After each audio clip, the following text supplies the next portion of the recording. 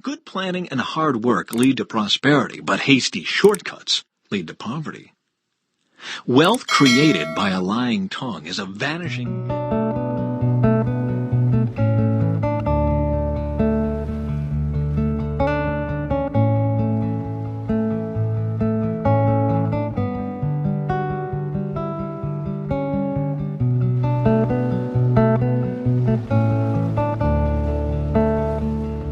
Good planning and hard work lead to prosperity, but hasty shortcuts lead to poverty. Wealth created by a lying tongue is a vanishing mist and a deadly trap. The violence of the wicked sweeps them away because they refuse to do what is just. The guilty walk a crooked path, the innocent travel a straight road. It's better to live alone in the corner of an attic than with a quarrelsome wife in a lovely home. Evil people desire evil. Their neighbors get no mercy from them. If you punish a mocker, the simple-minded become wise. If you instruct the wise, they will be all the wiser. The righteous one knows what is going on in the homes of the wicked. He will bring disaster on them. Those who shut their ears to the cries of the poor will be ignored in their own time of need. A secret gift calms anger. A bribe under the table pacifies fury. Justice is a joy to the godly, but it terrifies evildoers. The person who strays from common sense will end up in the company of the dead. Though now I call upon God as my witness that I am telling the truth. The reason I didn't return to Corinth was to spare you from a severe rebuke. But that does not mean we want to dominate you by telling you how to put your faith into practice. We want to work together with you so you will be full of joy, for it is by your own faith that you stand firm. Chapter 2. So I decided that I would not bring you grief with another painful visit. For if I cause you grief, who will make me glad? Certainly not someone I have grieved. That is why I wrote to you as I did, so that when I do come, I won't be grieved by the very ones who ought to give me the greatest joy. Surely you all know that my joy comes from your being joyful. I wrote that letter in great anguish, with a troubled heart and many tears.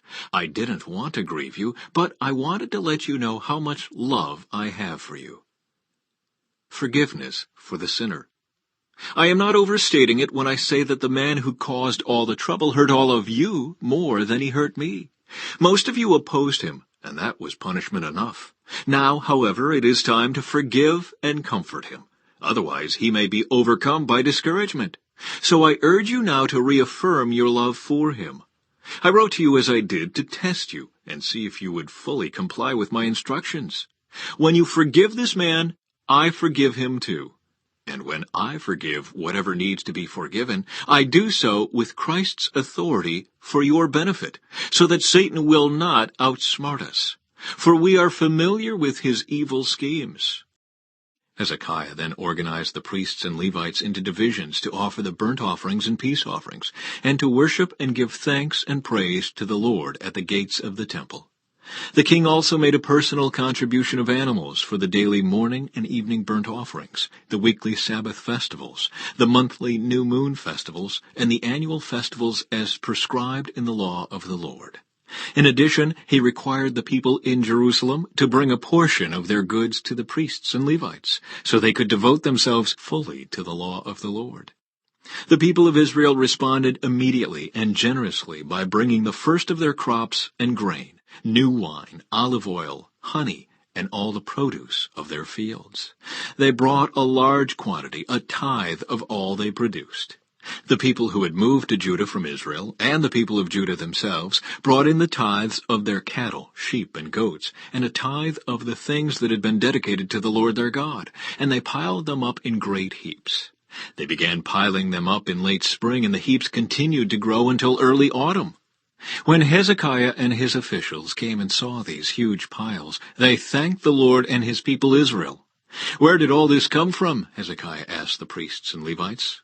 And Azariah the high priest, from the family of Zadok, replied, "Since the people began bringing their gifts to the Lord's temple, we have had enough to eat and plenty to spare. The Lord has blessed his people, and all this is left over." Hezekiah ordered that storerooms be prepared in the temple of the Lord. When this was done, the people faithfully brought all the tithes and gifts to the temple. Conaniah the Levite was put in charge, assisted by his brother Shimei. The supervisors under them were Jehiel, Azaziah, Nahath, Asahel, Jeremoth, Jozabad, Eliel, Ismachiah, Mahath, and Benaiah. These appointments were made by King Hezekiah and Azariah the chief official in the temple of God. Kor, son of Imnah the Levite, who was the gatekeeper at the east gate, was put in charge of distributing the voluntary offerings given to God, the gifts, and the things that had been dedicated to the Lord. His faithful assistants were Eden, Miniamin, Jeshua, Shemaiah, Amariah, and Shechaniah. They distributed the gifts among the families of priests in their towns by their divisions, dividing the gifts fairly among old and young alike. They distributed the gifts to all males 3 years old or older, regardless of their place in the genealogical records. The distribution went to all who would come to the Lord's temple to perform their daily duties, according to their divisions. They distributed gifts to the priests who were listed by their families in the genealogical records, and to the Levites 20 years old or older who were listed according to their jobs and their divisions. Food allotments were also given to the families of all those listed in the genealogical records, including their little babies, wives, sons, and daughters, for they had all been faithful in purifying themselves. As for the priests, the descendants of Aaron, who were living in the open villages around the towns, men were appointed by name to distribute portions to every male among the priests and to all the Levites listed in the genealogical records. In this way, King Hezekiah handled the distribution throughout all Judah, doing what was pleasing and good in the sight of the Lord his God. Chapter 32. Assyria invades Judah. After Hezekiah had faithfully carried out this work, King Sennacherib of Assyria invaded Judah. He laid siege to the fortified towns, giving orders for his army to break through their walls. When Hezekiah realized that Sennacherib also intended to attack Jerusalem, he consulted with his officials and military advisors, and they decided to stop the flow of the springs outside the city. They organized a huge work crew to stop the flow of the springs, cutting off the brook that ran through the fields. For they said, "Why should the kings of Assyria come here and find plenty of water?" Then Hezekiah worked hard at repairing all the broken sections of the wall, erecting towers, and constructing a second wall outside the first. He also reinforced the supporting terraces in the city of David, and manufactured large numbers of weapons and shields. He appointed military officers over the people and assembled them before him in the square at the city gate. Then Hezekiah encouraged them by saying, "Be strong and courageous.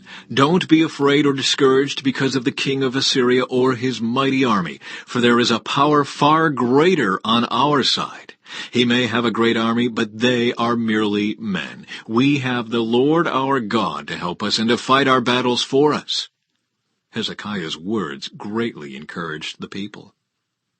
Sennacherib threatens Jerusalem. While King Sennacherib of Assyria was still besieging the town of Lachish, he sent his officers to Jerusalem with this message for Hezekiah and all the people in the city. "This is what King Sennacherib of Assyria says. What are you trusting in that makes you think you can survive my siege of Jerusalem? Hezekiah has said the Lord our God will rescue us from the king of Assyria. Surely Hezekiah is misleading you, sentencing you to death by famine and thirst. Don't you realize that Hezekiah is the very person who destroyed all the Lord's shrines and altars? He commanded Judah and Jerusalem to worship only at the altar at the temple and to offer sacrifices on it alone. Surely you must realize what I and the other kings of Assyria before me have done to all the people of the earth. Were any of the gods of those nations able to rescue their people from my power? Which of their gods was able to rescue its people from the destructive power of my predecessors? What makes you think your God can rescue you from me? Don't let Hezekiah deceive you. Don't let him fool you like this. I say it again, no God of any nation or kingdom has ever yet been able to rescue his people from me or my ancestors. How much less will your God rescue you from my power?" And Sennacherib's officers further mocked the Lord God and his servant Hezekiah, heaping insult upon insult. The king also sent letters scorning the Lord, the God of Israel. He wrote, "Just as the gods of all the other nations failed to rescue their people from my power, so the God of Hezekiah will also fail." The Assyrian officials who brought the letters shouted this in Hebrew to the people gathered on the walls of the city, trying to terrify them so it would be easier to capture the city. These officers talked about the God of Jerusalem as though he were one of the pagan gods made by human hands. Then King Hezekiah and the prophet Isaiah, son of Amoz, cried out in prayer to God in heaven. And the Lord sent an angel who destroyed the Assyrian army with all its commanders and officers. So Sennacherib was forced to return home in disgrace to his own land. And when he entered the temple of his God, some of his own sons killed him there with a sword. That is how the Lord rescued Hezekiah and the people of Jerusalem from King Sennacherib of Assyria, and from all the others who threatened them. So there was peace throughout the land. From then on, King Hezekiah became highly respected among all the surrounding nations, and many gifts for the Lord arrived at Jerusalem, with valuable presents for King Hezekiah too. Hezekiah's sickness and recovery. About that time, Hezekiah became deathly ill. He prayed to the Lord who healed him and gave him a miraculous sign. But Hezekiah did not respond appropriately to the kindness shown him, and he became proud. So the Lord's anger came against him and against Judah and Jerusalem. Then Hezekiah humbled himself and repented of his pride, as did the people of Jerusalem. So the Lord's anger did not fall on them during Hezekiah's lifetime. Hezekiah was very wealthy and highly honored. He built special treasury buildings for his silver, gold, precious stones, and spices, and for his shields and other valuable items.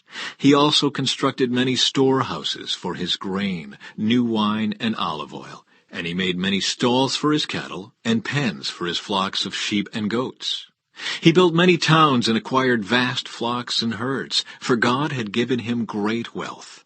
He blocked up the upper spring of Gihon and brought the water down through a tunnel to the west side of the city of David. And so he succeeded in everything he did.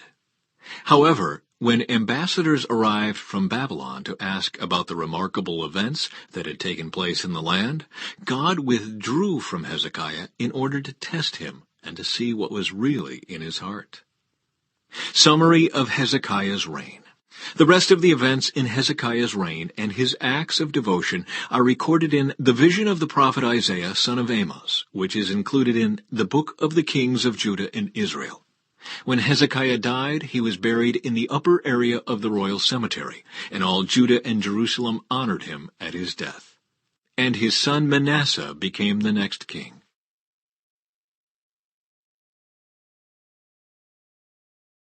Chapter 33. Manasseh rules in Judah.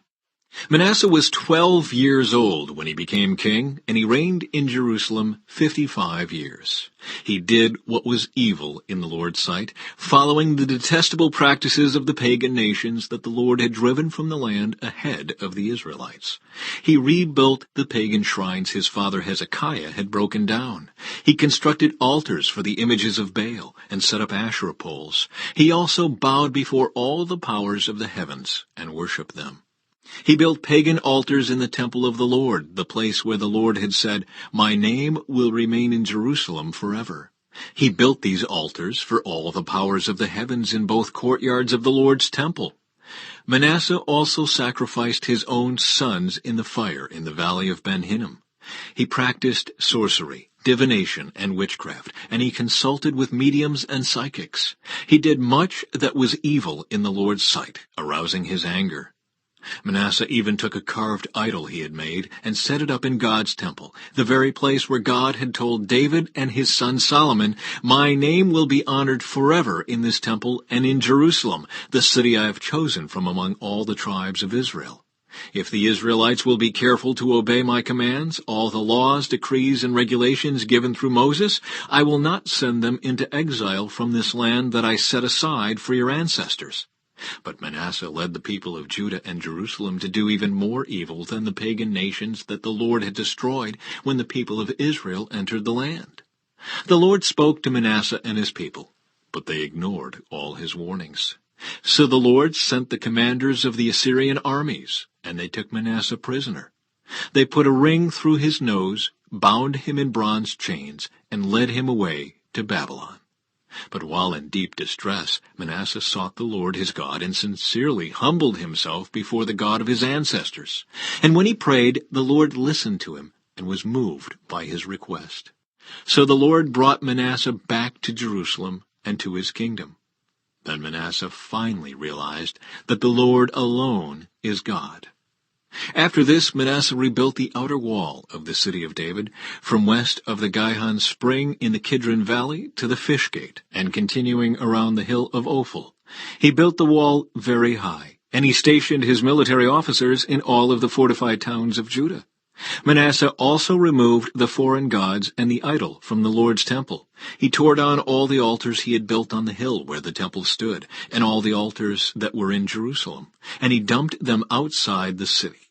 Then he restored the altar of the Lord and sacrificed peace offerings and thanksgiving offerings on it. He also encouraged the people of Judah to worship the Lord, the God of Israel. However, the people still sacrificed at the pagan shrines, though only to the Lord their God. The rest of the events of Manasseh's reign, his prayer to God, and the words the seers spoke to him in the name of the Lord, the God of Israel, are recorded in the book of the Kings of Israel. Manasseh's prayer, the account of the way God answered him, and an account of all his sins and unfaithfulness are recorded in the record of the seers. It includes a list of the locations where he built pagan shrines and set up Asherah poles and idols before he humbled himself and repented. When Manasseh died, he was buried in his palace. Then his son Amon became the next king.